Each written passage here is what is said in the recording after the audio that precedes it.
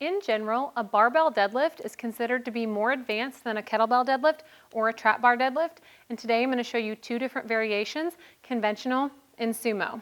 So first and foremost, you'll get your bar loaded up, and you want to make sure that you put clips on either side of the bar.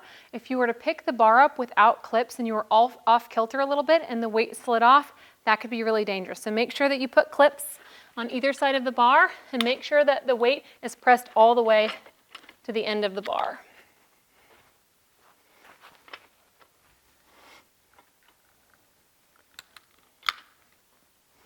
And I mentioned this in the trap bar deadlift video, but a lot of people deadlift either barefoot or in a flat-soled shoe like a Chuck Taylor. The shoes that I'm wearing are actually physical therapist recommended because I've got some postural issues, so that's why you'll see me deadlifting like this. But again, you'll often see people deadlifting barefoot, in socks, or in a really flat-soled shoe. You got to find out what feels good to you. And also, when it comes to deadlifting, there are some general principles that you should absolutely be following, but it's really important to know that everyone's deadlift is going to look slightly different based on your height, your limb length, your movement history, and just what feels comfortable to you.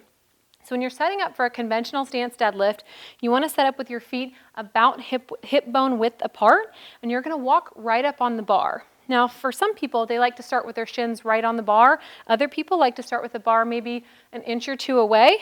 You're going to set up with your feet right in line with your hip bones, and just like we've done in every other deadlift demonstration, you're going to hinge back into your hips. But before you do that, you really want to set your core.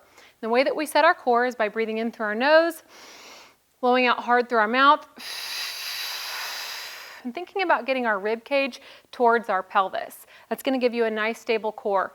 Then you're going to breathe in again and fill up 360 degrees with air.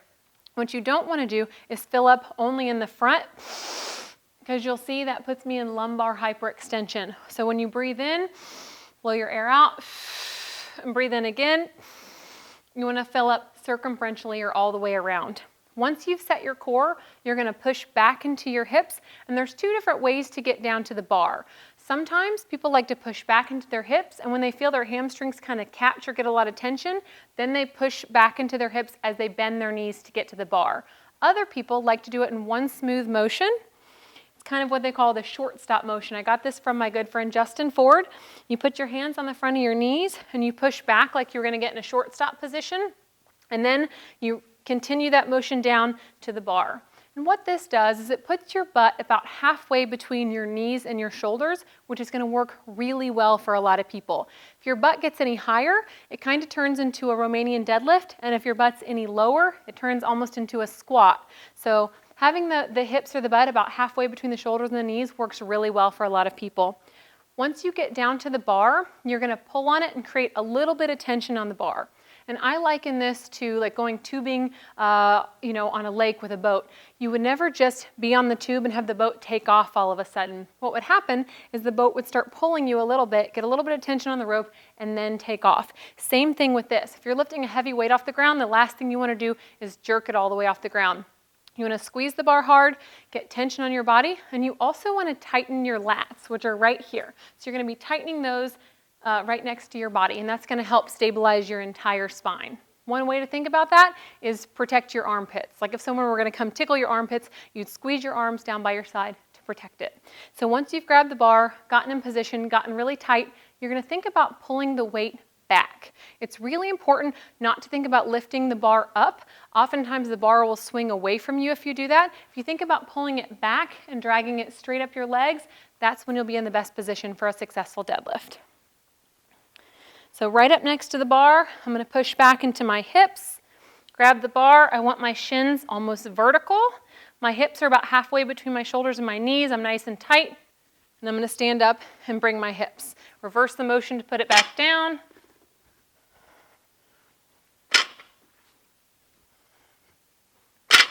Another really important thing to mention is that you should finish a deadlift with your glutes and not your lower back. So when you stand up with the weight, you don't want to stand up and finish with your low back. You want to finish with your glutes. So you'll see that nice, strong hip thrust, but finishing with the glutes instead of the lower back.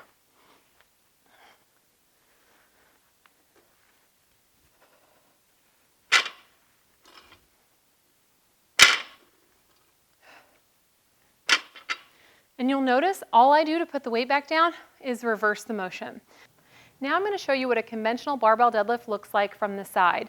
Remember, the most important thing here is to make sure that your spine is nice and neutral, that the load is evenly distributed in your hips, your glutes, your hamstrings, and your core. You definitely don't want your lower back taking all the load. So that's why it's so important to keep a neutral spine, including a neutral head. You'll see a lot of people deadlift with their chin back, looking up at the ceiling. The rationale behind that is that your body's going to go where your head and your eyes go. And while I can understand that, it's not the best long-term strategy for your spine. So for women who are just wanting to look good, feel healthy and strong, we have them deadlift with a neutral spine. One more thing is I've been deadlifting with a double overhand grip, and this works really well when the weight's a little bit lighter. At some point when the weight gets really heavy, you might want to flip your grip under, and you'll be able to hold on to the bar a little bit more. The point at which you do that is going to be slightly different for everyone, but I generally find that when I'm worried more about holding onto the bar than actually being able to pick up the weight, that's when I flip my grip. So I'll show you what this looks like from the side. I'm still using this double overhand grip. Walk right up on the bar. I'm going to push back into my hips and stop when I feel my hamstrings catch. Bend down to the bar the rest of the way. Shins are almost vertical. Lats are nice and tight. Pick it up.